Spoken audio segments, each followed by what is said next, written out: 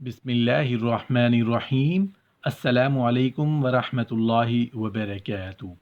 एक रात में 2 बार हम बिस्तरी करना।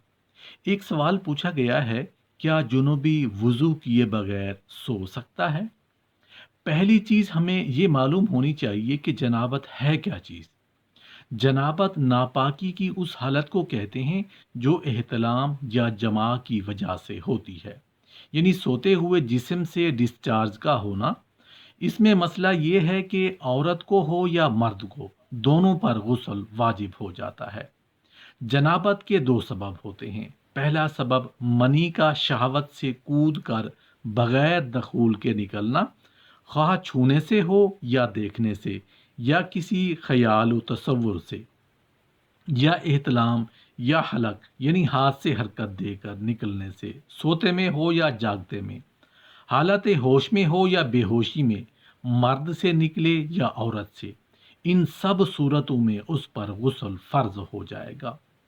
तो सवाल का जवाब ये हुआ कि अगर वुज़ू किए बगैर सो जाएं तो उस पर गुनाह तो नहीं, लेकिन अफजल और बेहतर ये है कि वो सोने से पहले वुज़ू कर ले, क्योंकि नबी करीम सल्लल्लाहु अलैहि वसल्लम ने वुज़ू किया भी है और वुज़ू करने का हुक्म भी दिया है। बीवी से हम बिस्तरी यानी जमा के लिए दिन की बनिस्बत रात का वक्त ज़्यादा अच्छा और इस्लामी महीनों के एतबार से पहली और 15वीं और आखिरी रात के अलावा बकिया रातों में हम बिस्तरी करना चाहिए, क्योंकि रिवायात से मालूम होता है कि इन 3 रातों में शयातीन ज़मीन पर ज़्यादा फैलते हैं। और हफ्ता के एतबार से जुमा की शब में बाज़ फुकहा ने जमा को मुस्तहब लिखा है, और शब में भी शुरू हिस्सा की बनिस्बत शब का आखिरी हिस्सा ज़्यादा मुनासिब है कि रात के इब्तदाई हिस्सों में सो लिया जाए, ताकि दिन भर की थकन से राहत मिले, मुमकिन मुकम्मल सकून हासिल हो। जब कोई आदमी अपनी बीवी से ताल्लुक़ कायम करे फिर दोबारा करना चाहे तो पहले वुज़ू करे, यानी एक मर्तबा के ताल्लुक़ के बाद ज़रूरी नहीं कि नहाया जाए। अगर उसके कुछ अरसे बाद दोबारा ताल्लुक़ की ज़रूरत हो, मसलन यानी एक रात हो सकती है, इसका मतलब ये है कि नहाना ज़रूरी है। किसके लिए? नमाज के लिए, इबादत के लिए, कुरान पढ़ने के लिए। लेकिन अगर इंसान नापाकी की हालत में है अभी और दोबारा बीवी के साथ ताल्लुक़ कायम करना चाहता है, तो ज़रूरी नहीं कि नहाने के बाद फिर ताल्लुक़ कायम करे। दोबारा ताल्लुक़ में कोई चीज़ माने नहीं। हाँ, बेहतर है वुज़ू कर ले।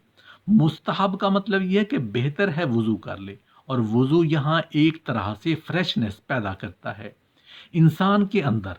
लेकिन अगर कोई वुज़ू नहीं भी करता, यानी ऐसा वुज़ू नहीं जैसे नमाज के लिए, आप वुज़ू करना ज़रूरी है, उसके बगैर नमाज नहीं होगी।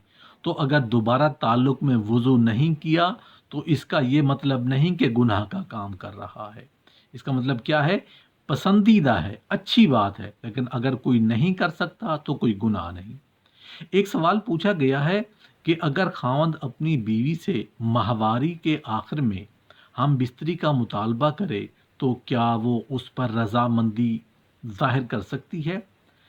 देखें, सवाल तो ये बात ज़ाहिर हो रही है कि ये औरत जानती है कि जब औरत माहवारी के अय्याम से गुज़र रही हो तो खावंद के लिए उससे हम बिस्तरी करना जायज़ नहीं।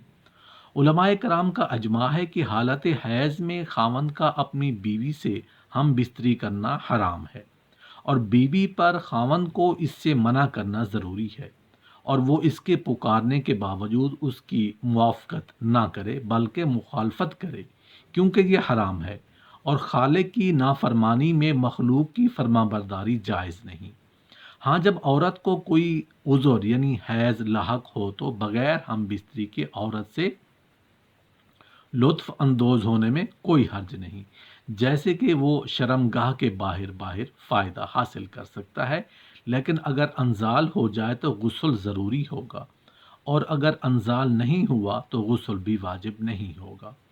और अगर औरत के बगैर सिर्फ मर्द को अंजाल हो तो सिर्फ मर्द पर गुस्ल वाजिब होगा, और अगर सिर्फ औरत को अंजाल होता है تو مرد کے بغیر تو صرف عورت پر ہی غسل واجب ہوگا، اور اگر دونوں کو انزال ہوتا ہے تو دونوں پر غسل واجب ہوگا، کیونکہ غسل انزال سے واجب ہوتا ہے، انزال چاہے کسی بھی وجہ سے ہو یا پھر ہم بستری کرنے سے، یعنی شرم گاہ کو شرم گاہ میں داخل کرنے سے، اگرچہ اس حالت میں انزال نہ بھی ہو۔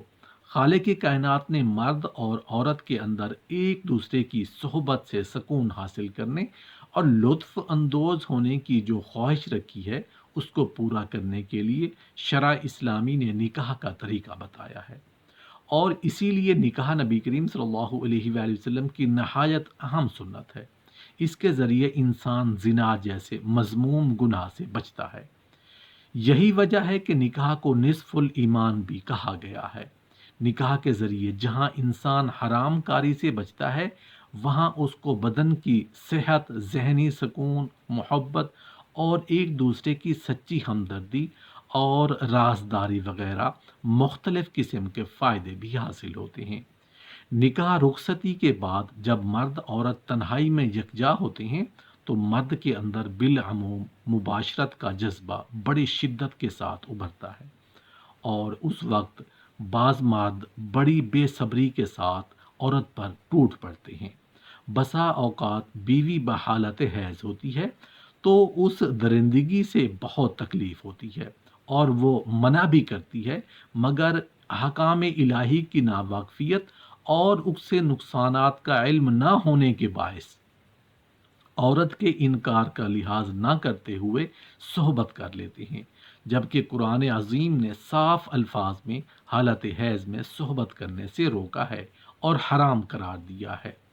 حالت حیض میں عورت سے الگ تھلگ رہو، اور تجھ سے حیض کے متعلق پوچھتے ہیں، کہہ دیجئے کہ وہ ایک طرح کی گندگی ہے، سو حیض میں عورتوں سے علیحدہ رہو اور ان کے قریب نہ جاؤ یہاں تک کہ وہ پاک ہو جائیں، پھر جب وہ غسل کر لیں تو ان کے پاس آؤ جہاں سے تمہیں اللہ نے حکم دیا ہے۔ بے شک اللہ ان سے محبت کرتا ہے جو بہت توبہ کرنے والے ہیں، اور ان سے محبت کرتا ہے جو بہت پاک رہنے والے ہیں۔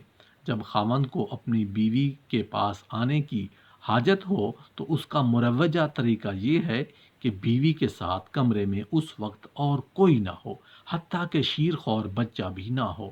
ہاں، اگر بچہ سویا ہوا ہو تو کوئی مذائقہ نہیں۔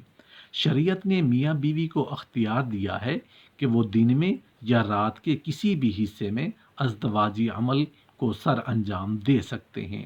شرعی تقاضا یہ بھی ہے کہ جس قسم کی محبت کی توقع مرد اپنی بیوی سے کرتا ہے، اسی طرح کی توقع بیوی بھی اپنے شوہر سے کرتی ہے۔ اخلاقی طور پر یہ مناسب نہیں شوہر اچانک آئے اور اپنا مطلب نکال کر، یعنی ہم بستر ہو کر جمع کر کے چلا جائے، کہ بیوی بدستور تشنا رہے گی، جس سے اس کو تشویش اور حیرانی لاحق ہوگی۔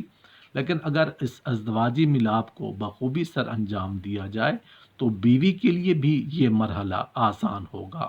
خاوند کو چاہیے کہ جب وہ اپنی ضرورت پوری کر لے تو بیوی کے پاس سے فوراً نہ ہٹے، کیونکہ اس سے بھی بیوی کو تشویش لاحق ہوتی ہے، بلکہ مرد اس کے بعد بیوی کے ساتھ تادیر موجود رہے تاکہ یہ یقین ہو جائے کہ بیوی کی حاجت بھی پوری ہو چکی